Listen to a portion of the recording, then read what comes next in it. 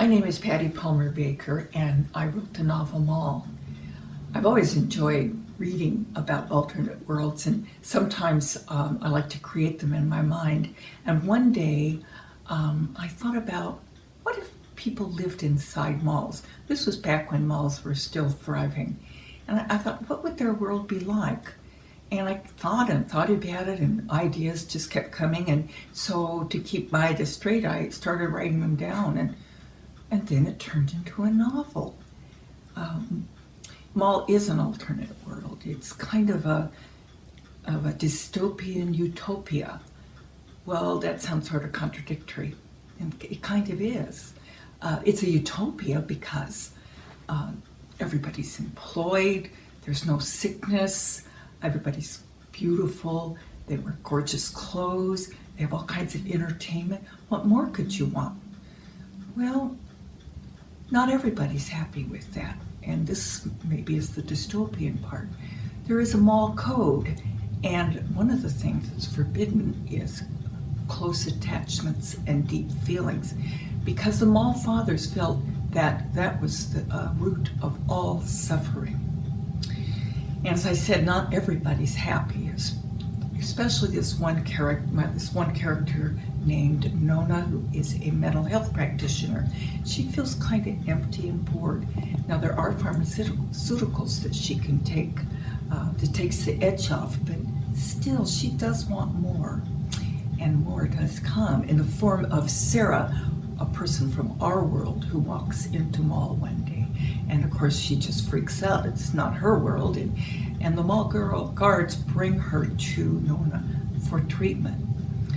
Now, Nona should administer a memory wipe to her, but she is absolutely electrified by Sara's emotionality and Sara's behavior and her stories of the other world, so she doesn't treat her. Not only that, she goes against the code and she pursues a deep friendship with her. Now, Sara at first does want to get home, but this is a pretty great lifestyle. She came from a world where she was struggling with a very troubled marriage and a lonely, dependent mother and a not very satisfying job. So she does get tempted. And Nona wants her to stay, so Nona makes it possible. She has her made beautiful, she helps her get a job, and all things are on a go for them. And Sara, with her new beauty, attracts two men, and one of them is Paul, who is the leader of the Junkers, a shadowy rebel group who wants to get rid of that mall code. And specifically, he wants to get out of the mall. Supposedly, no one can, it's a closed system, but these Junkers believe there is a portal.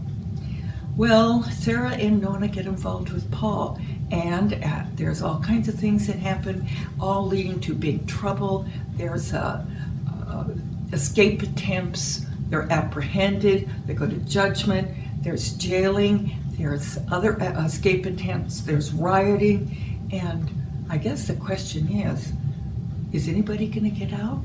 Will they find that portal? And who will choose to leave if they do find the portal? Well, you'll have to read the book to find out. Now, I hope you find this book entertaining. I sure found it entertaining to write and think about it. But I also hope that you go away with some thoughts about, what do you really value? Is endless pleasure and no suffering worth not having close attachments? What would you do if you ended up in a world like that?